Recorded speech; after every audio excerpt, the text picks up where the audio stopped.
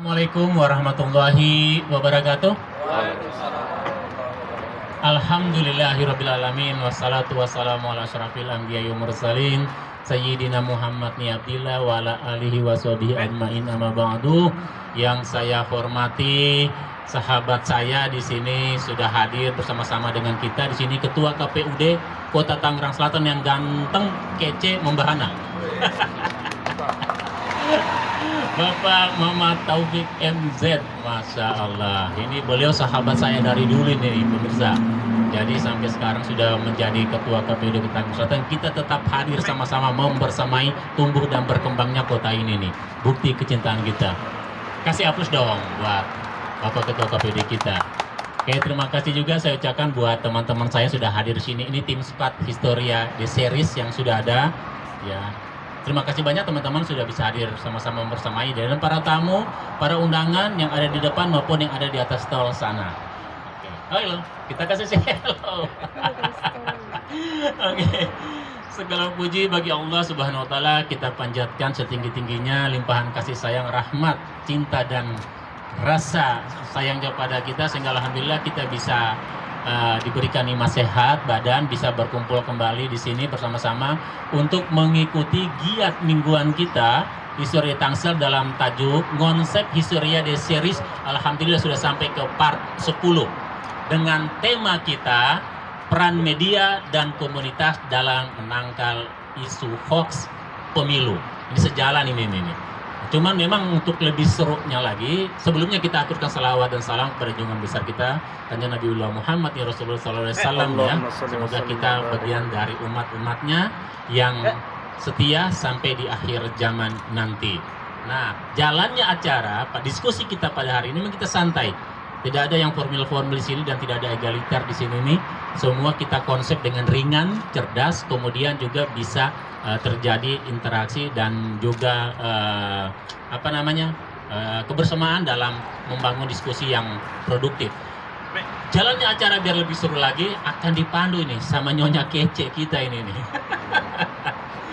Jadi Indah Arli ini beliau sebagai seorang presenter juga, sebagai seorang entertainment juga, sebagai seorang pegiat hukum juga, advokasi juga, sebagai seorang MC yang pasti. Jadi beliau memandu jalan acara, sengaja saya sambung ini nih ya, supaya memang terjadi interaktif dan dialog yang lebih hidup dan berkembangnya lagi. Saya akan memantau di belakang dengan teman-teman yang hadir di belakang, kembali juga untuk memantik pertanyaan-pertanyaan. Bismillahirrahmanirrahim. Saya serahkan moderator ini dipimpin langsung oleh adinda saya Indah Arli. Mangga kasih aplaus semuanya. Bismillahirrahmanirrahim. Allahu Akbar. Lanjut Bu Indah. Waalaikumsalam warahmatullahi wabarakatuh. Alhamdulillah kita bisa bertemu dan berkumpul di tempat yang luar biasa ini. Ini kayaknya kita sempat dibaca-baca nih kayaknya. Apa pas Bang Taufik datang cuacanya agak-agak sedikit cerah, hujannya dikurangin juga ya, alhamdulillah ya. Teman-teman terima kasih juga yang sudah datang di Tambi Historia Tangsel, di Historia Series part 10. Kita nggak berasa sudah 10 ya, sudah 10 series kita jalanin.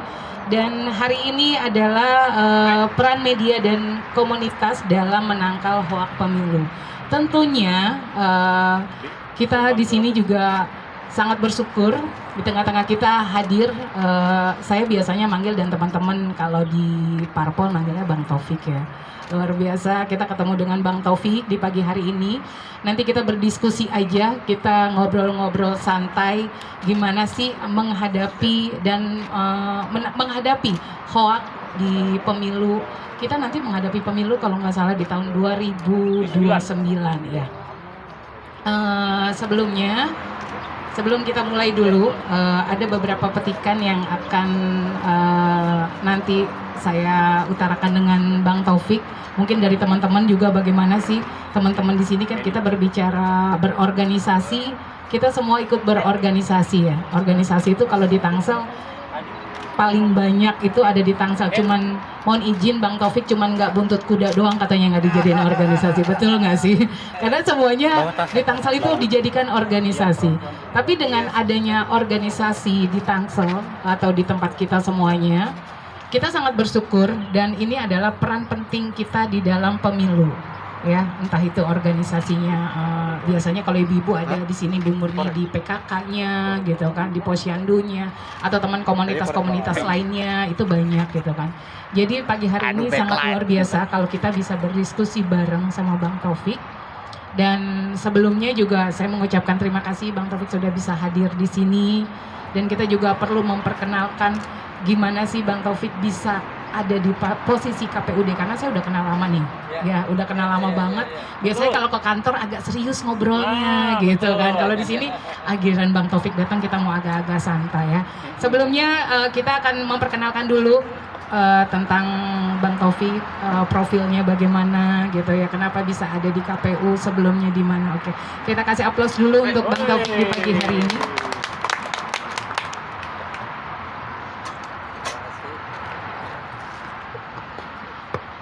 Terima kasih Mbak Indah. Assalamualaikum warahmatullahi wabarakatuh. Selamat siang dan salam sejahtera buat kita seluruhnya. Alhamdulillah, wassalatu wassalamu ala rasulillah Muhammadu. Yang saya hormati Mas Agam selaku Ketua Historia Tangsel dan teman-teman seluruhnya yang menghidupkan ruh budaya Tangsel lewat Historia Tangsel. Yang tidak mungkin saya sebutkan satu persatu ya, dan teman-teman penonton sekalian. Saya akan memulai karena tadi dipancing oleh Mbak Indah ya untuk memperkenalkan diri di penyelenggaraan agar publik dan masyarakat juga sedikit kalau tahu track record penyelenggara itu penting, karena itu bagian dari bagaimana identifikasi kita terhadap sebuah proses kepemiluan. Saya memulai di penyelenggara tahun 2012 Mbak Indah. 2012 untuk pemilu 2014, pemilu Pilpres 2014. Saya di Panwaslu Kota Tangerang Selatan. Hari ini Bawaslu Kota Tangerang Selatan. Dulu masih ad hoc, belum permanen ya. Saya almarhum Pak Angel Hatia Bayangkara dan Pak Sahrudin. Dan pada pilkada serentak pertama di Indonesia tahun 2015, Tangsel masuk ya. Bu Airin Pak Ben itu periode kedua.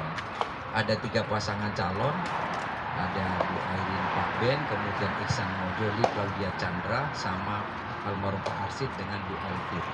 Saya Ketua Panwas Tangsel bersama Pak Acep yang hari ini Ketua Bawaslu Tangsel, Pak Acep dan Pak Jazuli. Baru di tahun 2017 pelaksanaan pilgub serentak juga yang Pak Rano Karno berpasangan dengan Mbak Emilia Sari, kemudian Pak Wahidin Halim berpasangan dengan Andika ya. Saya 2017 ditarik menjadi tenaga ahli atau TA Bawaslu Banten untuk penanganan pelanggaran di 8 kabupaten kota. Baru 2018 balik ke Kota Tangsel di lembaga KPU-nya di KPU Kota Tangerang Selatan. Periode pertama 2018-2023. Ketua KPU waktu itu Mas Bambang Duitoro almarhum. Pas pemilu 2019 alhamdulillah berjalan dengan baik. Di pilkada 2020 ujian mendera bangsa kita dengan COVID itu, almarhum meninggal karena COVID. Maka di tahun 2020 menjadi ketua KPU sampai 2023, dan periode kedua 2023 sampai 2028 diberikan amanah kepercayaan kembali untuk menjadi ketua KPU. Itu sedikit ya, sehingga kalau kita profiling, oh ya, pelaksanaan pemilu dari pemilu memang tidak bisa diserahkan kepada penyelenggara yang tidak kapabel, tidak mempunyai kemampuan ataupun pengalaman kinerja dalam hal mengatur teknik regulasi, teknis maupun logistik. Kira-kira itu. Jadi kalau bicara tentang denyut nadi demokrasi atau kepemimpinan di Tangsel itu kan, Tangsel yang berdiri tahun 2008, hari ini 17 tahun ya Tangsel. Jadi baru ada pemilu atau pilkada pertama 2010. Pemilu pertama pemilu nasional baru tahun 2014. 2019 dan terakhir kemarin 2024. Jadi kalau capaian partisipasi alhamdulillah di Tangsel ini untuk pileg maupun pilpres selalu meningkat. Dan alhamdulillah terakhir saja kita highlight di tahun 2024 kemarin, pileg kita di angka 83%, pilpresnya di angka 84% tingkat partisipasi. Tentu ini bagian syukur kita, dari 21 kabupaten kota di Indonesia kita masuk peringkat yang partisipasi tinggi. Tetapi keprihatinan kita adalah ketika pilkada Pilkada itu pemilihan kepala daerah Pilkada 2024 kemarin dari tahun 2020 yang 61,4% menjadi 57, agak turun memang, agak miris.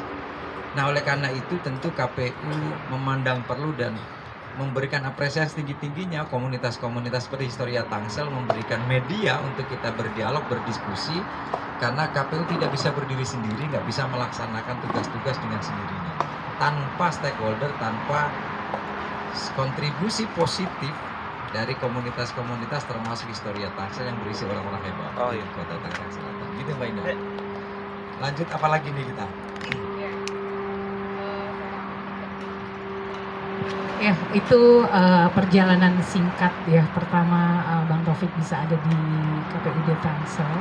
Kalau tadi bicara, jadi kalau kita lihat memang nggak ada sepak terjangnya luar biasa. Aku kenal sih sebenarnya udah kenal muka terus nih ya. Kalau paling mampir ke KPU ketemu dengan Bang Taufik mungkin lupa karena banyak teman-teman yang datang ke sana ya. Tapi kita luar biasa, walaupun ada beberapa, kalau tadi saya dengar cerita bahwa KPU sebenarnya kalau ada pengurangan dari pemilih ya, itu kan memang ya itu sebenarnya memancing kita sendiri bagaimana sih kepedulian kita tentang hak pilih kita sendiri gitu kan. Nah, pentingnya kita mungkin ada sebuah wadah yang organisasi atau wadah perkumpulan apapun. Nah, ini kan bisa kita memberikan edukasi gitu kan kepada teman-teman gitu yang mungkin sampai detik ini banyak dari teman-teman sendiri yang akhirnya memilih untuk kayaknya kita mau bangsa bodoh aja gitu kan, siapa pemimpinnya, siapa yang kita pilih juga nanti toh kita nggak jadi apa-apa. Nah, itu biasanya banyak dari teman-teman yang kayak gitu. Akhirnya si pemilih ini membuat cerita atau narasi yang tidak baik untuk lingkungan, dan itulah yang nanti akan kita bahas tentang hoax. Bagaimana sih hoax ini yang menimbulkan politik, dan akhirnya pemilu ini cenderung ada beberapa persen di wilayah kita yang akhirnya menurun gitu kan. Itu kan banyak seperti itu, kayak dari teman-teman mungkin yang kayak milenial atau Gen Z sekarang yang mereka tidak melek secara segi politik, akhirnya mereka hak pilihnya tidak tersalurkan gitu kan banyak dari teman-teman. Dan akhirnya kayak Bang Ibnu sendiri, mereka punya komunitas di teman-teman anak muda yang alhamdulillah melek semua nih dari segi politiknya gitu. Nah, bagaimana kita membangunkan teman-teman yang sekarang aktif di media sosial, ayo deh gitu, jangan kita menggiring opini-opini tentang berita negatif yang kita sendiri sebenarnya belum tahu cerita itu seperti apa. Nah, nanti kita mau berdiskusi juga, ada sesi tanya jawab juga ke teman-teman.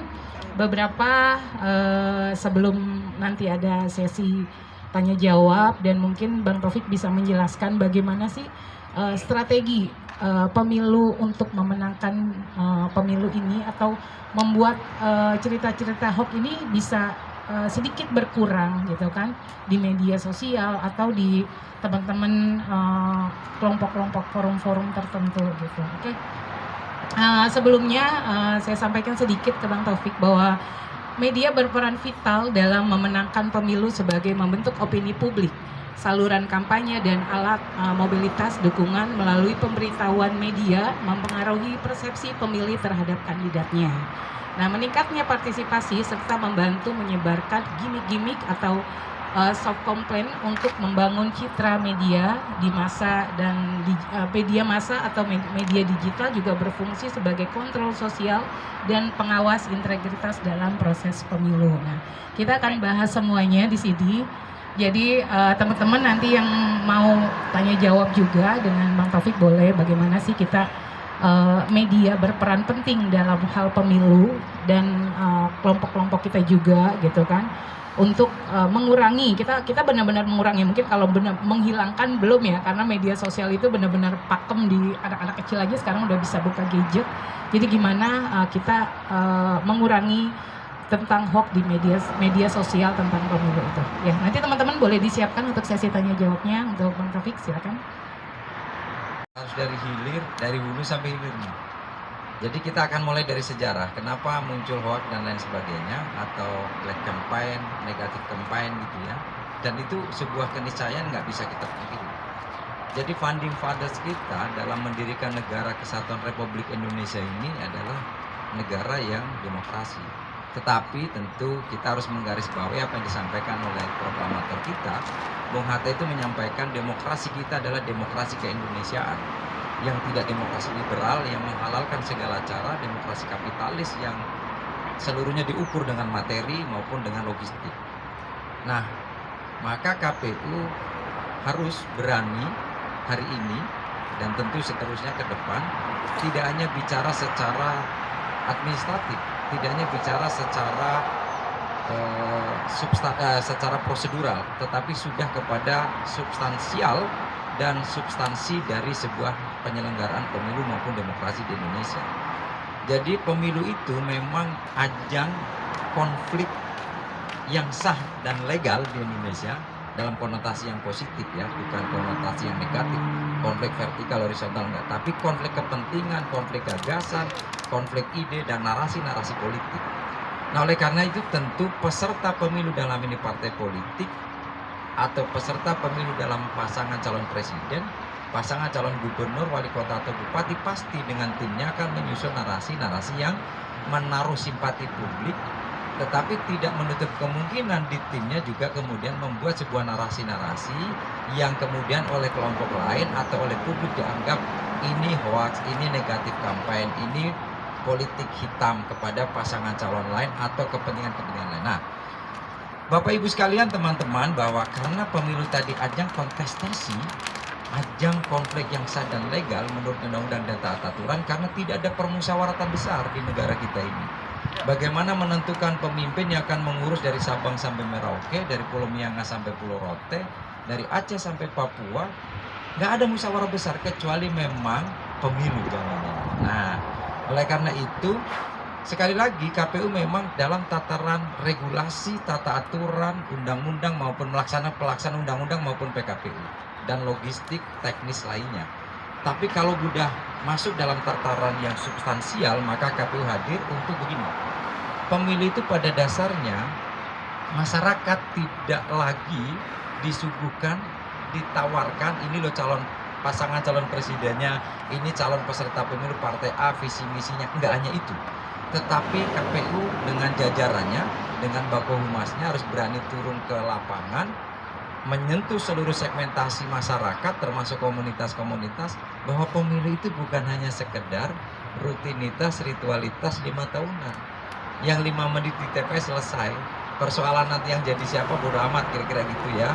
Itu hak sudah ditunaikan, tetapi harus disentuh kepada kepentingan, kepada persoalan yang mendasar.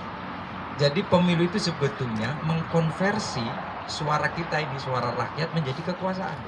Ini masyarakat kalau dibuka begitu maka akan menganggap penting pemilu, tidak meremehkan proses pemilu. Kalau memang dikonversi suara kita menjadi kekuasaan, baik di eksekutif yang menjadi presiden, gubernur, wali kota, bupati, maupun di legislatif yang punya tugas budgetingnya, yang tugas legislasinya maupun controllingnya.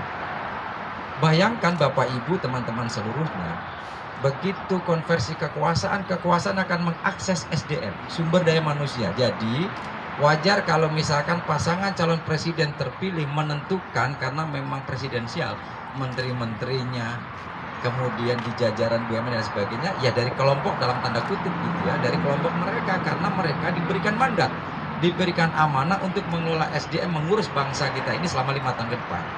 Belum lagi sumber daya alam, berapa tambang kita, berapa penghasilan dan seterusnya kekayaan alam kita akan diserahkan, dikelola oleh mereka yang diberikan mandat 5 tahun kepentingan bangsa. Mudah-mudahan seluruhnya berpikir untuk pasal 33 Undang-Undang Dasar 45 demi kepentingan dan kemakmuran sepenuhnya rakyat. Nah, maka rakyat punya sebuah momentum 5 tahunan pula. Kalau kemarin 2024 kita memilih presiden, memilih gubernur, memilih wali kota kalau bicara Tangsel, dan anggota DPR RI, DPRD provinsi, DPRD kota, ada nggak rasa kepuasan kita? Mereka sudah aspiratif, sudah turun ke lapangan, sudah sesuai dengan aspirasi masyarakat, aspirasi rakyat. Berarti di tahun 2029 rakyat kita boleh memberikan apresiasi, memilih kembali, kan kira-kira gitu. Sederhana sebetulnya. Kalau memang dianggap belum memberikan yang terbaik buat masyarakat, buat rakyat, nah 5 tahun itu rakyat memberikan punishment. berarti nggak memilih kembali. Ini substansi pemilu sebetulnya sederhana. Oleh karena itu kalau ini dipegang secara secara masif oleh masyarakat kita, saya yakin berangsur-angsur money politik hilang. Karena akan ada ikatan emosional kontrol masyarakat, jadi mereka akan bisa hadir, bisa mengundang, bisa berdialog, beraudiensi dengan para pemimpin bagi legislatif maupun eksekutif yang kita pilih, karena kita yang memberikan mandat. Tetapi kalau kemudian money politiknya masih menggejala dan mereka akan mengatakan secara pragmatis, apapun yang menjadi aspirasi ya tentu nomor sekian karena sudah beli putus. Nah ini penting, ini penting. Nah kembali Mbak Indah tadi, karena inilah konstelasinya, maka pasti seluruh tim pemenangan, tim kampanye akan menyusun diksi-diksi yang penting kita menang. Nah, kira-kira gitu. Walaupun tadi kita antarkan dengan statement Bung Hatta bahwa demokrasi kita demokrasi keindonesiaan. Ini harus kita pahami sehingga tidak bolehlah seluruh tim pemenangan menghalalkan segala cara dengan yang penting kelompok atau partainya atau calon yang diusung menang. Nah, ini bagian penting KPU menyampaikan. Bukan lagi kalau APS, alat peraga sosialisasi, tahapan itu biasalah kepada partai politik, kepada peserta atau tim pemenangan. Tapi kepada masyarakat sebetulnya ini yang kami hadirkan. Maka KPU jujur berdasarkan kalau kita mau buka laman atau situs Indonesia Baik, itu juga udah merilis. Jadi dari tahun 2022 sampai tahun 2024 atau bahkan di tahun 2019, tahun 2018 sebelumnya, itu bagaimana hoak itu tersebar begitu masif. Tahun 2019 itu pasangan calon presiden kita kan cuma 2 pasangan calon sehingga terbelahlah bangsa kita. Tahun 2014 ya, 2014 dan 2019. Baru 2024 ada kemarin 3 pasangan calon ya, walaupun alhamdulillah keterbelahan tidak terasa pasca pilpres. Tetapi persoalan hoak itu memang jangankan Indonesia, Amerika yang menjadi dalam tanda kutip biangnya demokrasi juga tidak lepas dari yang namanya hoak. Bagaimana Donald Trump itu bisa terjadi, bisa terpilih itu, dia itu bukan siapa, bukan politisi, bukan apa, dia cuma aktor, dia cuma punya orang pengusaha kaya dengan menjual sebuah propaganda bisa menarik simpati publik, kira-kira gitu. Nah oleh karena itu pada rilis Indonesia Baik yang begitu banyak hoak itu, KPU punya tanggung jawab moral sebagai institusi lembaga yang setidak-tidaknya mengantisipasi 3 hal. Pertama, disinformasi terkait dengan produk hukum. Kan orang mengatakan ini hukumnya tidak memberikan keadilan kepada seluruh kontestan. Padahal yang namanya undang-undang itu KPU sebagai pelaksana saja. PKPU yang kita susun pun sebetulnya melalui proses yang panjang.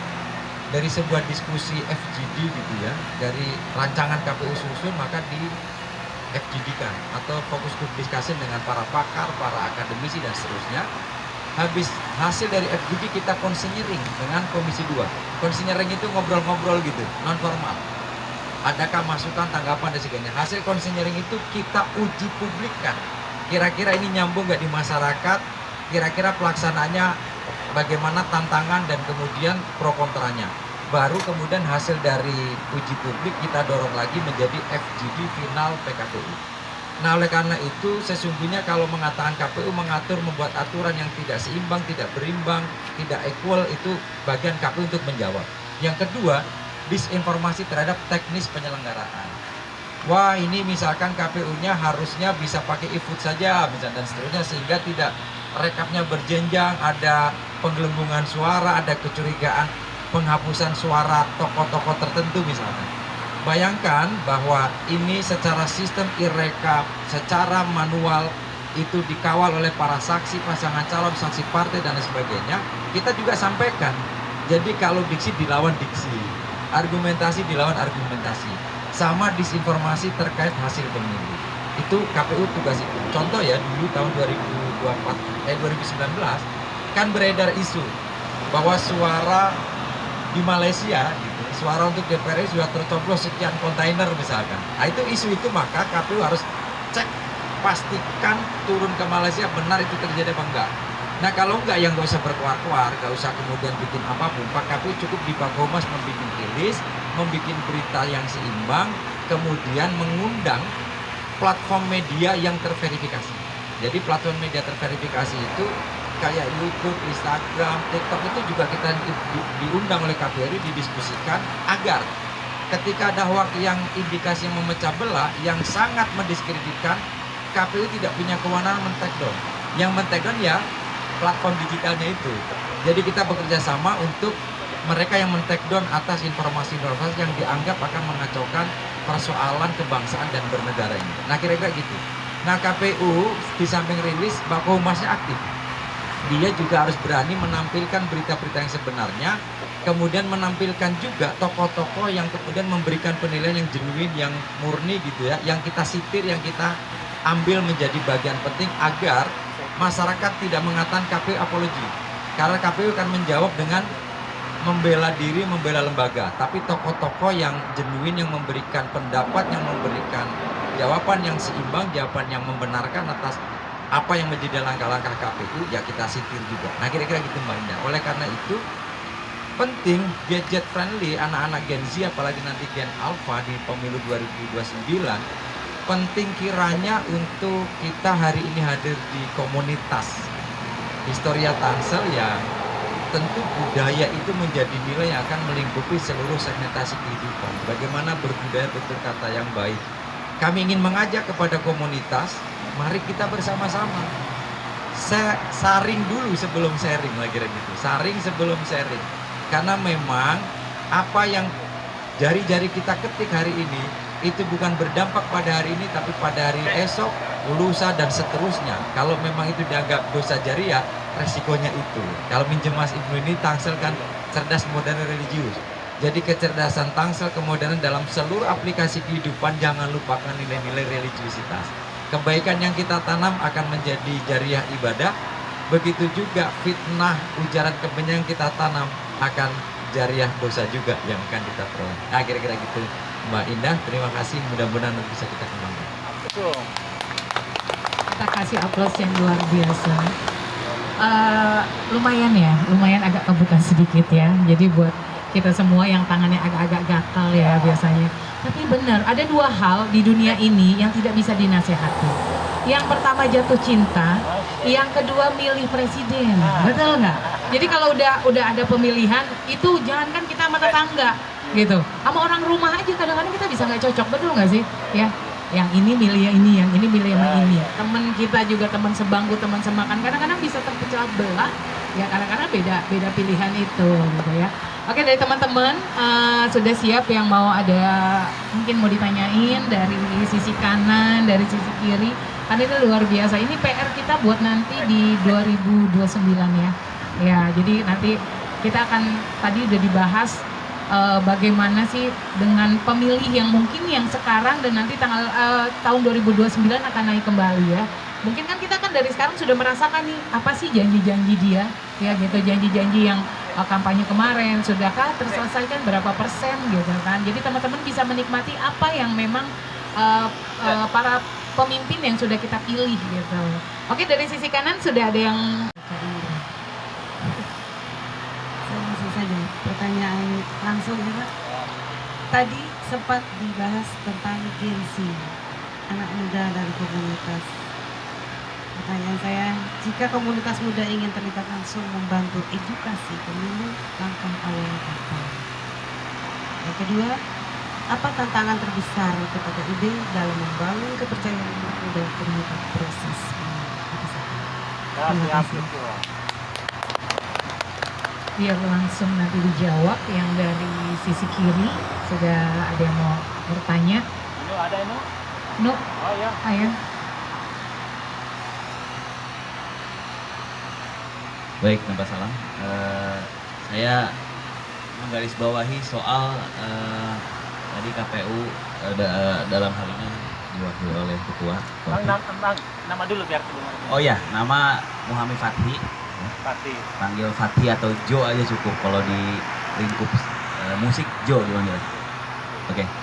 Jadi ini Bang, apa yang tadi Abang bilang itu 2024 kemarin berarti ya persentase partisipasinya itu di pemilihan presiden sebesar 80, itu di kota Tangsel berarti Bang ya?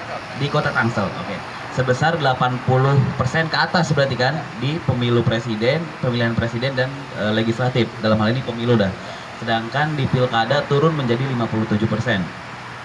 Yang saya garis bawahi adalah dari total penduduk Tangsel yang 70%-nya ini adalah usia produktif, ya.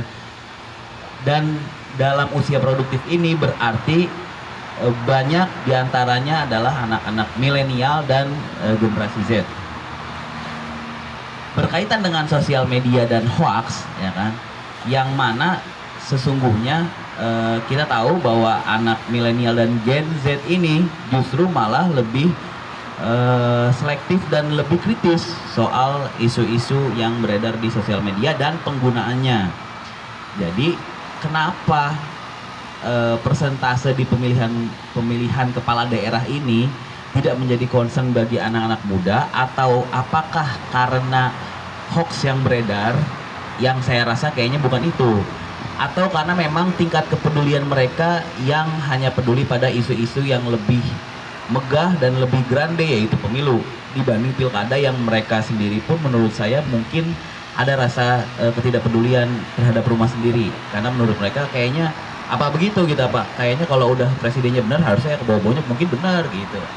Menurut terawangan Abang dan KPU itu, kenapa ada drop yang sangat jauh tuh dari 80 sampai ke 50 tuh, 30%-nya akhirnya tidak ikut memilih, atau karena ini pilkada jadi banyak pendatang atau imigran, bukan imigran bahasa kalau ke ini ya, urban, yang tidak bisa memilih gitu, jadinya memang ada drop sejauh ini gitu. Terima kasih. Joy, sebetulnya kalau digabung menjadi Bon Jovi ya. Pertama terkait dengan Gen Z ya. Jadi memang langkah-langkah KPU ya, kemarin kita baru saja melaksanakan yang ini disupervisi oleh Bappenas agar menjadi pilot project bentuk-bentuk sosialisasi dan bentuk kegiatan di KPU yang dianggaran oleh negara.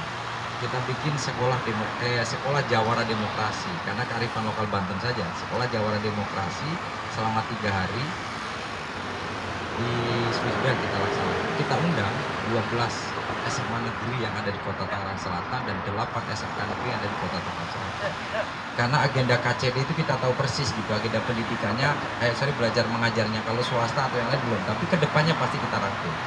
Di mana mereka berbasis anak-anak Gen Z yang gadget friendly, mereka kreatif, mereka inovatif. Nah, kreatif inovatifnya itu kita atur, kita arahkan kepada proses kepemimpinan, dan mereka sangat respon, dan kita membentuk gugus tugas agar mereka menjadi pilot project, menjadi garda depan perwakilan lah ya di sekolah-sekolah KPU Tangsel, karena mereka kita lantik dan kita berikan pin untuk selalu dipakai dalam apel pagi di hari Senin. Dan kita sudah sepakat dengan kepala sekolah di 20 sekolah di Tangsel itu. Nah, dari hasil itu ternyata alhamdulillah, sebelumnya KPU berinovasi atau berikhtiar dengan membuka kursus kepemiluan.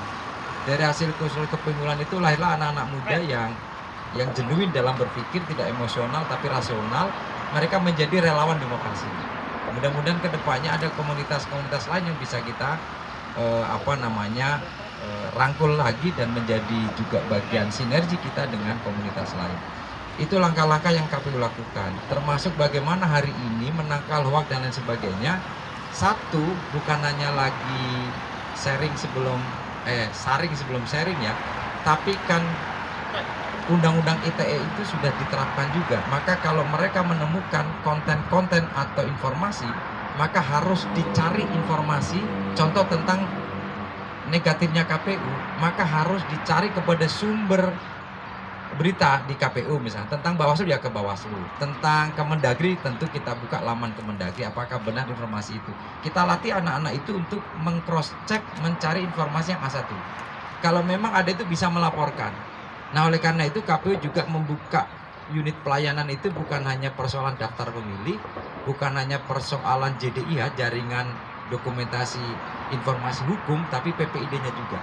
Itu dalam rangka agar teman-teman atau masyarakat bersinergi dengan KPU untuk memerangi hoax itu. Ada kanal-kanal yang kita siapkan. Mudah-mudahan kita kembangkan. Dengan Mas Joy ini memang betul.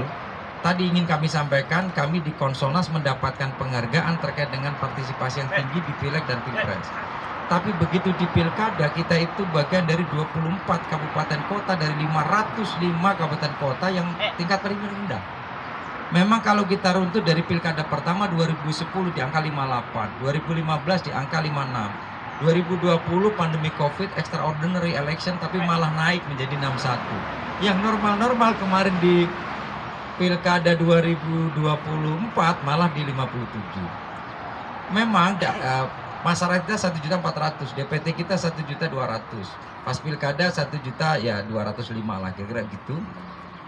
Bonus demografi itu menjadi perhatian seluruh pemangku kepentingan termasuk KPU. Bonus demografi itu kita coba dalam prosentase daftar pemilih itu hampir 58% Gen Z, Gen milenial. Artinya menentukan arah masa depan baik daerah maupun nasional. Kenapa partisipasinya kok malah turun? Kita meminta, karena KPU tentu khawatir kalau KPU yang melakukan survei sendiri atau mitigasi sendiri nggak jenuin berbasis anggaran nanti, maka kita undang salah satu lembaga survei namanya ASI, Arus Survei Indonesia, Mas Ali Rifan yang hari ini naik daun karena sering dipanggil di TV-TV, mensurvei kepuasan masyarakat terhadap kinerja Jokowi dulu kira-kira gitu. Itu pernah dipanggil oleh KPU Tangsel untuk melakukan survei di daerah partisipasi rendah. Persoalannya apa, kendalanya apa, yang berkembang di masyarakat apa, kira-kira gitu. Nah oleh karena itu Bapak Ibu sekalian, terutama Mas Joy, akhirnya KPU menemukan satu clue. Oh kayaknya ini sosialisasi kita nggak mengena ini di masyarakat. Dengan bahasa yang paling gamblang akhirnya KPU punya clue untuk pilkada nanti sosialnya nggak usah. Ini loh pasangan calon, ini programnya, ini visi misinya. Tapi ajak ngobrol aja lah komunitas-komunitas, komplek-komplek, masyarakat yang memang berKTP Tangsel yang punya hak pilih. Karena bicara pilkada itu pasti yang berKTP Tangsel. Tapi bicara pilpres siapapun selagi warga negara Indonesia boleh milih dengan DPTB pindah milih. Nah kita di sini rendah, sederhana. Contoh ya, di sebuah komplek yang besar dia mengatakan kami punya kepentingan terhadap pemilihan presiden karena mereka menentukan bangsa ini, tapi nggak punya kepentingan terhadap pemilihan wali kota. Kita ini sebuah komplek yang IPL-nya tinggi, pengembang yang ngatur. Saya bilang begini, apa iya seluruh hajat teman-teman ini nggak ada kaitan dengan keputusan dengan kebijakan Pemkot? Akhirnya gini, loh memilih presiden yang ngurus dari Sabang sampai Merauke yang kita sampaikan tadi, ini kan ngurus 5 tahun Indonesia, bukan hanya Banten, bukan hanya Tangsel. Kok kita antusias? Kan belum tentu Pak Presidennya tiap bulan juga kesini, kira-kira gitu ya. Nah ini memilih wali kota yang akan ngurus hajat langsung kita 5 tahun ke depan, ngurus di 54 kelurahan, di 7 kecamatan, yang akan mengurus langsung. Kenapa justru kita nggak peduli, justru kita nggak antusias? Nah kita diskusinya paling ringan begitu. Emang berdampak loh, bagaimana ceritanya hari ini kita rasakan kira-kira gitu ya, mau komplek elit mau apa, kita bersama-sama prihatin terhadap persoalan sampah di Tangsel sampai disinggung oleh Presiden di Rakornas itu Bali dan Banten, sampai Menteri Lingkungan Hidup turun. Artinya ini bukan kita mendiskreditkan Pemkot, ini tanggung jawab bersama. Artinya ternyata seluruhnya kan juga tinggal di mana Pak? Tinggal di Delatinos. Delatinos di mana? Tangsel. Sampah ya. Kan artinya dulu bagaimana saya aja dulu ketika Rakornas misalnya di daerah mana, dari mana Bang? Tangsel. Weh, wali kotanya cantik ya. Dulu Pak Erin terkenal karena wali kota tercantik lagi kayak gitu. Hari ini kita prihatin kan, tiba-tiba terkenal dengan sampahnya. Walaupun ini ya persoalan Depok, Bekasi, Jakarta itu sama, di daerah-daerah lain sama. Bukan kita ngeles untuk menghibur diri. Ini keperhatian kita. Nah artinya tadi ya Mas Joy, hari ini memang KPU menemukan clue-nya kayaknya memang tadi menganggap nggak ada kepentingan langsung, terutama di elit-elit itu nggak peduli kepada persoalan pemilihan wali kota maupun gubernurnya. Tapi begitu presiden mereka antusias karena mereka kerja di Jakarta dan lain sebagainya. Tapi kita sampaikan, Bapak boleh kerja di Jakarta, tinggal di Tangsel. Seandainya Bapak bangun, kemudian begitu keluar komplek macet, begitu keluar komplek bau tidak sedap sampah, kira-kira Bapak ngamuknya ke Pak Prabowo, apa ke Pak Andra Soni atau ke Pak Benyamin Dakmi? Ya Pak Ben yang terlihat, Bapak pilih kemarin? Enggak. Terus tanggung jawab moral apa yang Bapak sampaikan ke Pak Ben? Nah saya bilang, sekarang begini, partisipasi itu ukurannya bukan kesuksesan KPU. Saya sampaikan ke Pak Ben, ke teman-teman yang menjadi pemangku kepentingan hari ini. 57% masyarakat Tangsel mengharapkan masa depan Tangsel kepada Pak Ben. Jangan pikirkan yang 43% atau sekian lah. Kan gitu ya. Tetapi ke masyarakat, bayangkan semakin tinggi partisipasi maka semakin tinggi tanggung jawab pemerintah, tanggung jawab wali kota terpilih. Karena emosional bonding yang terbangun adalah masyarakat mengantusias. Misalkan katakan 80% lah misalnya, dia akan merasa sangat ikatan emosional kepada masyarakat. 80% memilih loh, dia akan nggak pertimbangkan yang 20%, tapi 80%. Bayangkan kalau misalkan di bawah 50%, dia mau semaunya, kebijakan yang nggak pro rakyat, pro masyarakat, ya terserah dia. Ketika orang nuntut, lah Anda ini bagian dari 50% yang nggak milih kok. Terus ketika ada kebijakan kok Anda kuat-kuat. Ini cara membangun komunikasi sederhana ya Mbak Indah terhadap komunitas, termasuk hari ini kita sampaikan agar juga Historia Tangsel bagian penting sinergi dengan KPU. Ternyata kalau versi KPU itu nggak apa-apa, dibunyikan aja di mana-mana. Sekali lagi, tingkat partisipasi itu sekali lagi ya, bukan berarti kalau KPU menggenjot partisipasi terus itu kesuksesan keberhasilan KPU. Enggak. Kalau persoalan itu kemudian ada apresiasi dari KPU provinsi, KPU RI, itu biasa saja. Tapi yang penting adalah substansial tadi. Yang substansinya adalah kalau wali kota gubernur dipilih dengan tingkat partisipasi tinggi, maka pasti ikatan emosional, tanggung jawabnya lebih tinggi karena ada masyarakat sekian persen yang mengharapkan kebaikan 5 tahun yang akan datang. Kira-kira gitu ya Mas Joy. Terima kasih Mbak Indah dan teman-teman. Ada lagi yang mau sesi tanya jawab? Mungkin dari perwakilan anak muda nih, boleh? Dari Serpong, Bang Ibnu. Satu lagi, boleh diwakilkan? Ayo, ada yang mau bertanya? Ini ada ini. Kak Heni, Kalau nggak ada kita. Bu Murni, boleh? Oke. Oke. Assalamualaikum warahmatullahi wabarakatuh. Nama saya Murni, Pak. Tahan Pondok Jagung, Serpong Utara. Singkat, yang saya mau tanyain Pak, bagaimana cara efektif yang kita nih kaum ini ya, yang tidak mengerti dengan pemilu nih, bagaimana cara efektifnya kalau kita menangkal ada hoax dalam pemilu? Itu aja, terima kasih.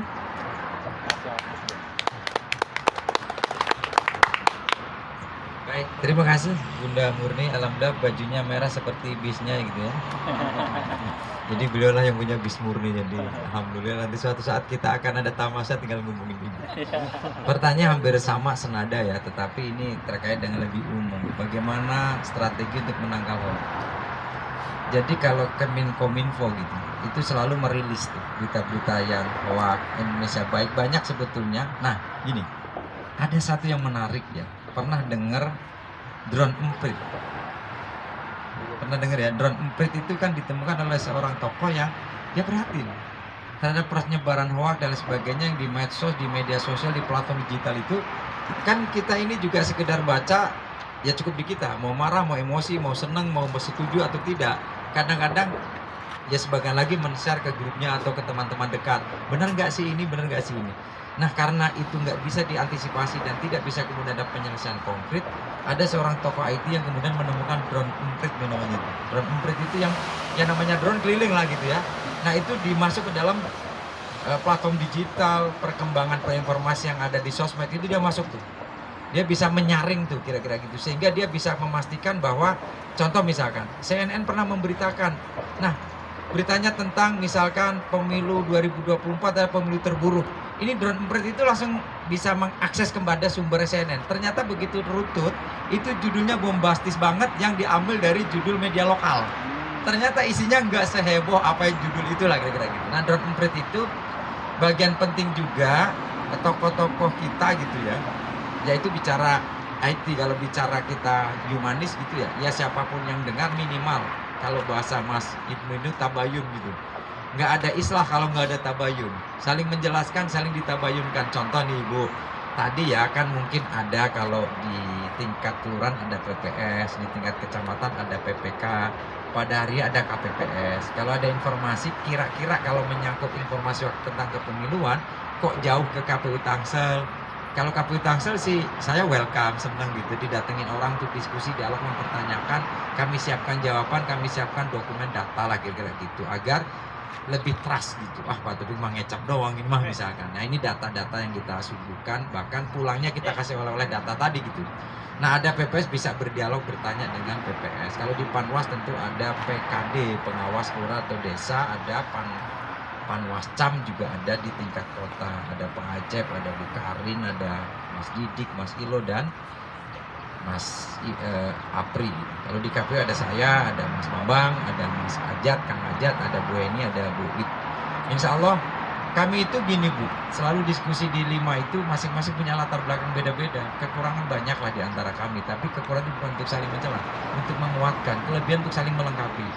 Saya tentu tadi dari sisi pengalaman, Mbak Wit itu dulu berbasis media, pernah di RM, pernah di mana-mana. Media artinya ya sisi udara kalau ada informasi apa ya dia bisa men-tracking, misalkan Pak Bambang di penyelenggaraan, Pak Haja juga di teknis, Bu Heni di sisi panmasnya, sosdiklisnya, kemarin yang inovasi melaksanaan kegiatan termasuk sekolah Jawara Demokrasi. Itu kita dari 5 komisioner itu memang tanggung jawab dan sinerginya tadi, maka hari ini kita hadir itu ya karena bagi teman-teman Pak Ketua ini penting banget. Jadi apa artinya kami membuat ini, membuat itu tanpa Pak Ketua hadir di komunitas yang penting juga Histeria Tangsel, agar mereka nanti grupnya aktif, dinamis, masyarakat baca, di situ ada Pak Ben, ada Pak Pilar, ada tokoh-tokoh Tangsel lainnya, menurut saya lebih efektif daripada kita turun ke titik-titik tertentu yang dampaknya tidak begitu masif. Nah, hari ini mudah-mudahan sekali lagi Bu, menangkal hoak ya paling sederhana gitu. Kita tabayunkan, jangan kemudian tabayunnya dengan orang-orang yang sama-sama bingung. Bu Murni terima nih, kirim, Jeng bener gak sih? Gua nggak tahu Jeng. Yaudah yuk kita sebar-sebarin aja dulu, baru nanti pikir belakangan. Kira-kira gitu sebetulnya. Carilah informasi kepada sumbernya. Kalau terhadap kelurahan kok ini begini-begini, sudah tanya Pak Lurah lah, kira-kira Pak Lurah bener gak sih ini begini? Tanya Pak Camat. Ya kalau tanya wali kota mungkin agak berat ya, tetapi tanya yang paling dekat. Toh mereka perwakilan secara birokrasi yang turun. Kemarin kan di ulang tahun Tangsel itu ketika diminta ucapan oleh Pemkot, saya sampaikan kan secara apa adanya, 17 tahun mudah-mudahan semakin cerdas, semakin religius, semakin menjadi birokrat yang melayani di seluruh penjuru Tangsel 54 7 kecamatan. Karena udah saatnya, ini kan udah sweet 17, 17 tahun, udah saatnya dewasa Tangsel. Dewasa itu bukan hanya pemerintahnya, dewasa rakyatnya juga. Kita seluruh yang ada di Tangsel ya dewasa, termasuk kami di vertikal kan kami ini, yang nggak langsung gitu, tetapi tentu punya kepentingan, punya sebuah kepedulian terhadap sebuah Tangsel, karena saya warga negara Tangsel gitu, yang 96 sudah di Tangsel, 2004 baru punya IKTP Tangsel kira-kira gitu ya, karena dulu KTP manual kan dari tahun 2010 Tangsel berdiri. Kira-kira gitu ya Mbak Indah. Terima kasih, kelihatannya cukup luar biasa teman-teman Histeria Tangsel. Siap Bu. Terima kasih ke luar sana. Kita lumayan dapat ilmunya untuk hari ini. Kita juga terima kasih buat Kang Agam yang sudah jadi founder di Histeria, dan akhirnya kita bisa berdiskusi setiap hari Minggu ya, dengan macam-macam ilmu. Setiap minggu kita pasti akan dapat ilmunya gitu kan, karena selalu sharing dengan teman-teman. Berbicara tentang pemilu, konsep masing-masing parpol juga dan pendukungnya pasti itu berbeda-beda. Terus bagaimana mereka menyebarkan berita-berita di media juga, dan akhirnya membuat menggoreng berita itu agar disajikan dengan ada berita hoaxnya, mungkin ada yang memang real dengan beritanya gitu kan. Dan kita juga kalau berbicara tentang pemilih di Tangsel, kita nggak bisa tutup mata. Pragmatis di Tangsel ini pemilihnya masih yang ya terserah deh nanti mau jadi atau tidak, yang penting everything is money katanya gitu kan. Mereka dikasih uang udah selesai. Nah, hal-hal seperti itu yang nanti akan menjadi PR dan akan menjadi pekerjaan kita juga ya, sebagai orang yang mungkin mengerti tentang produknya pemilu gitu. Bagaimana kita memberitahu ke teman-teman, dan inilah pentingnya kita punya wadah komunitas kita gitu kan. Janganlah hal-hal yang tadi seperti Bang Taufik menceritakan ke Bu Murni, ini benar nggak sih Jeng beritanya, ini benar ada, padahal itu beritanya berita hoax, berita bohong gitu. Akhirnya dengan kita lempar sana, lempar sini, berita itu akan digulingkan terus kan gitu kan, seperti bola salju makin diguling makin gede gitu kan. Dan akhirnya berita itu menjadi asupan publik yang tadinya memang beritanya bohong, tapi kok bener kok begini, buktinya banyak nih di berita-berita, padahal itu beritanya tidak betul gitu. Dan hal-hal yang seperti itu yang akhirnya membuat opini publiknya jadi untuk pemilu atau kita buat milih sendiri jadi agak sedikit malas gitu. Kalau tadi Bang Taufik bilang bahwa sudah ada beberapa di sekolah negeri yang akhirnya kita berikan edukasi tentang bagaimana pemilu gitu, dan ini adalah apresiasi yang luar biasa buat kita. Mungkin teman-teman yang sudah punya anak di sekolah, jenjang sekolah gitu, yang nanti tahun 2026 punya hak pilih gitu kan, dan akhirnya kan terbuka pikirannya tentang bagaimana sih pemilu kita gitu, bagaimana sih kita memilih orang yang nanti akan menjadi pemimpin kita. Nah, hal-hal yang seperti itu. Oke, saya terima kasih banyak. 60 menit kita sudah ada di sini berdiskusi bareng. Saya terima kasih dengan teman-teman semuanya, dengan Kang Agam, semua teman-teman media, dan juga untuk Bang Taufik yang luar biasa sudah menyempatkan waktunya di hari ini. Saya mengucapkan puji syukur yang sangat luar biasa, dan mohon izin Bang Taufik untuk closing statement-nya ya, kita minta dulu waktunya.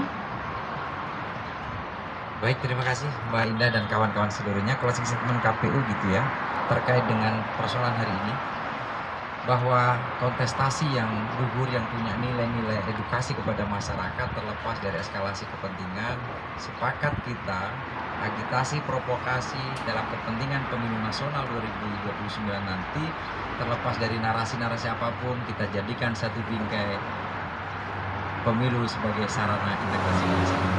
Nah, kalau persoalan pemilu daerah yang mungkin dalam rancangan undang-undang di tahun 2031, maka KPU Tangsel sudah secara value dari tahun 2020 menampilkan tagline yang bisa dipahami oleh masyarakat, pilkada berbudaya, Tangsel berdaya. Kemarin 2024 dengan pilkada berintegritas, Tangsel berkualitas. Mudah-mudahan di tahun 2031 kita bisa menampilkan kembali di bawah kepemimpinan KPU komisioner yang lain. Tapi setidaknya legacy yang meminjam istilah Bang Agam penting untuk sebuah penyelenggaraan. Insya Allah mudah-mudahan masyarakat Kota Tangerang Selatan semakin cerdas dalam memilih, tidak emosional tetapi semakin rasional agensi dan gen alfanya, sehingga memilih tidak berdasarkan karena kepentingan tapi berdasarkan karena memang masyarakat Kota Tangerang Selatan membutuhkan sebuah sosok pemimpin dengan visi misinya yang lebih mencerdaskan, lebih memodernkan kehidupan masyarakat Tangsel, dan lebih mereligiuskan kehidupan kita. Terima kasih. Assalamualaikum warahmatullahi wabarakatuh.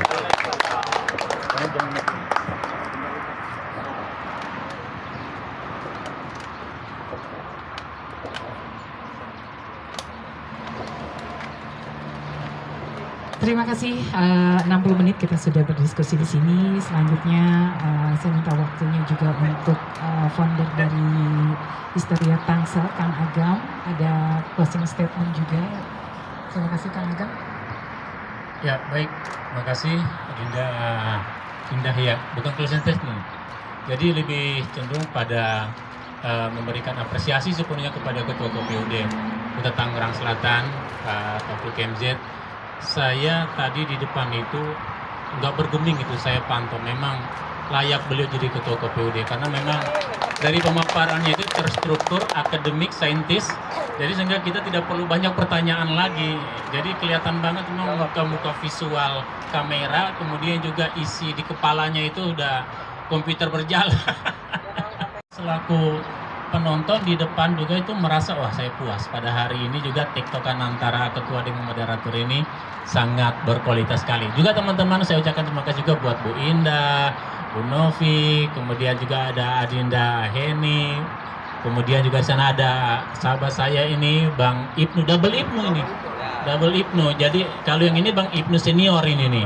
Nah sebelah sana ada Kang Ibnu, Ketua KNP Kecamatan Serpong, kemudian ada Mas Jo juga, seorang musisi dan aktivis juga, dan ada Kang Hadi di sana. Juga teman-teman kameramen saya dan fotografer saya. Fotografer saya ada Bang Yadel, kameramen ada Bang Robi, kemudian editor saya ada ananda saya itu ada Ayu Amira dan rekan dari KPUD. Terima kasih, semoga pertemuan kita pada hari ini mendapatkan berkah dari Allah Subhanahu wa taala. Sebelum saya tutup ini, saya ingin mengucapkan terima kasih sekali lagi dari Kanda Taufik ini karena ada bantuan sajadah. Bantuan sajadah itu kemarin ada nifsu. Jadi tradisi beliau ini di keluarga itu ketika ada news itu beliau bagi-bagi sajadah karena kebetulan sajadah itu adalah produk dari keluarga, bagus kualitasnya dan itu beliau akan kontribusikan nanti. Saya akan mengatur nanti kemana nanti akan kita bagikan. Yang jelasnya ini akan digunakan biar juga ibadah dan pahalanya itu bisa berjalan bersama-sama dan diterima oleh Allah Subhanahu wa taala. Saya tutup acara pada hari ini. Bung Karno pernah berucap, "Kalami wa surun, wassalamualaikum warahmatullahi wabarakatuh." Di Surya Tangsel. Dalam diam ada gerak, dalam gerak tak pernah diam. Oke.